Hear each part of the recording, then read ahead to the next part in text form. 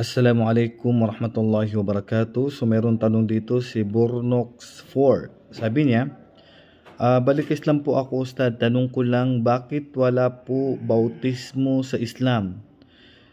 Di ba po na bautismuhan si Propeta Isa? Okay. So actually ito po yung paniniwala po ng mga kababayan po natin ng mga Kristiyano na merong bautismo sa kanila, which is ito po yung pagbibigay sa kanila ng religion. Sa aking pagkakaalam po, ang bautismo ay dito po nagsisimulang binibigyan yung bata ng religion. Kasi po, ang bata po sa Islam, lahat po tayo sa mundo, ipinapanganak po tayo Muslim. Ang huling sugo at propeta na si Muhammad sallallahu alaihi wasallam, kanyang sinabi, kullu mauludin yuladu alal fitra. Lahat ng ipinanganak, sabi ng propeta Muhammad sallallahu alaihi wasallam, lahat ng ipinapanganak ay pinapanganak na fitra. Ibig sabihin ng fitra ay may likas po na paniniwala na siya po ay naniniwala na iisa lang po ang Diyos na karapat dapat sambahin, which is ito po yung Islam. So ipinapanganak po ang sino man dito sa mundo na siya po ay Muslim. So nababago po ang kanyang religion dahil sa pagbabautismo.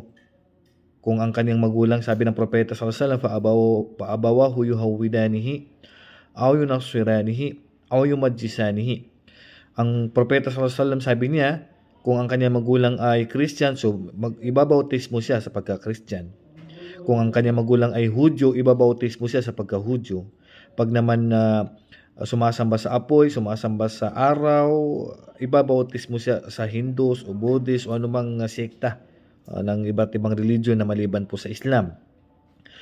Si Propeta Isa o Jesus, Brother Bornok, hindi po siya nabautismuhan. Siya po ay Muslim na po, si Isa alayhisalam. Yan po ay paniniwala lamang ng mga Kristiyano kaysa nabautismuhan si Jesus o si Isa alayhisalam.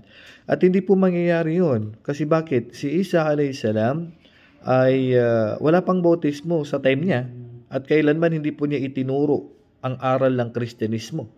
Dahil ang aral na dala ni Jesus o ni Isa ay Islam, at ang ipinag-utos niya sa mga tao noon ay ang Islam po at ang pagsamba lamang sa kaisahan ng Allah. Kanyang sinabi sa Quran, wa innallaha rabbi wa rabbukum fa'budu hada siratum mustaqim. Sabi ni Jesus na kinuwento ng Allah sa Quran, sinabi niya sa mga tao noon, katotohanan na ang Allah, sabi ni Jesus, katotohanan na ang Allah ang aking Panginoon at inyong Panginoon, kaya't sambahin ninyo siya dahil yan ang daan tungo sa matuwid na landas. Ang sabi niya sa mga tao noon ay sambahin ng Allah at hindi siya ang sasambahin o ang kanyang ina. Kaya ang bautismo ay lumabas lang po yan pagkalipas ng ilang daang taon pa pagkalipas ni Jesus alayhi salam.